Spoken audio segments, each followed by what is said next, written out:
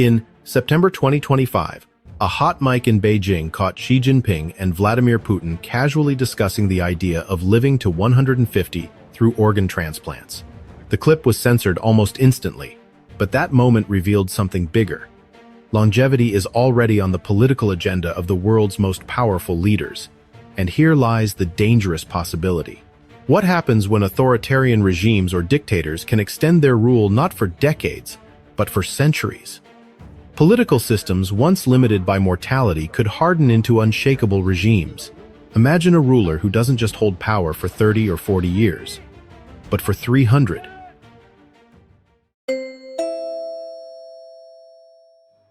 In the 1960s, 70s, and early 80s, the Soviet Union was ruled by Leonid Brezhnev. That period is remembered as the era of stagnation. Economic growth slowed to a crawl. Heavy industry and the military consumed resources, while consumer goods, housing, and services lagged far behind.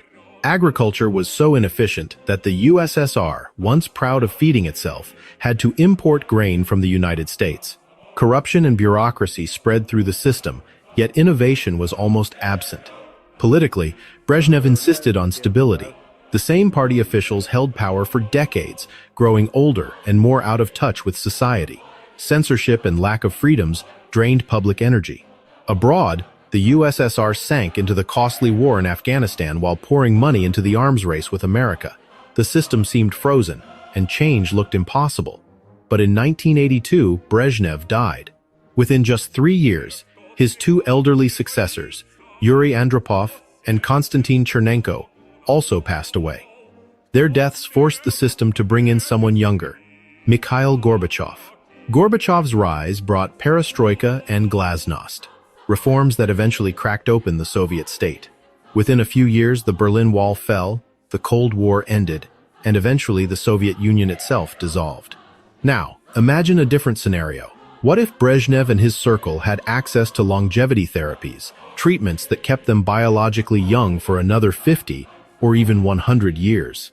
The Soviet Union might never have seen Gorbachev, never reformed, and perhaps never collapsed. And the world that followed would have been entirely different. Although most examples of leaders in history confirm this pattern of stagnation, every now and then emerges a figure with true vision. Someone able to launch reforms that take decades to unfold, like climate transition, educational change, or healthcare transformation. Or a leader who shows wisdom and courage in moments of crisis, guiding nations through challenges like regulating AI or building humanity's future in space. Now imagine such a leader living 150 years, witnessing multiple historical cycles, and making decisions with a broader perspective. The potential could be extraordinary. One leader who embodied that potential was John F. Kennedy. Young, charismatic, and unusually popular across the political spectrum, he inspired a generation with his vision.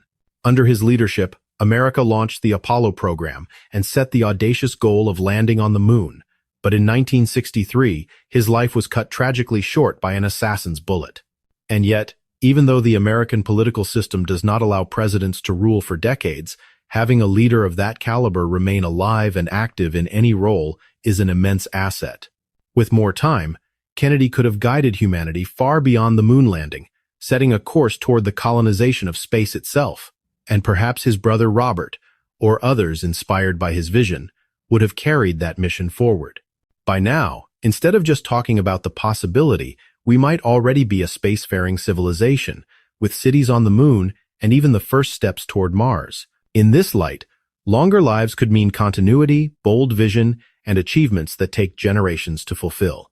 So, history leaves us with a paradox. Mortality has toppled empires, ended stagnation, and opened doors to reform. But it has also cut short the lives of visionaries whose ideas might have carried humanity much further. What seems certain is that the future will bring therapies that extend both lifespan and health span, and with them come risks. The possibility of multi-century dictatorships, regimes hardened far beyond anything we've known.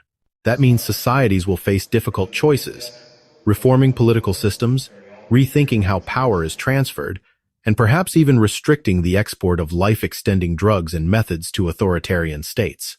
Because if longevity is inevitable, the real question is not whether it arrives, but what kind of world it creates. Will human longevity lock us into centuries of tyranny, or unlock a new age of progress among the stars? Which path do you think is more likely? Drop your thoughts in the comments. Your perspective helps shape this conversation.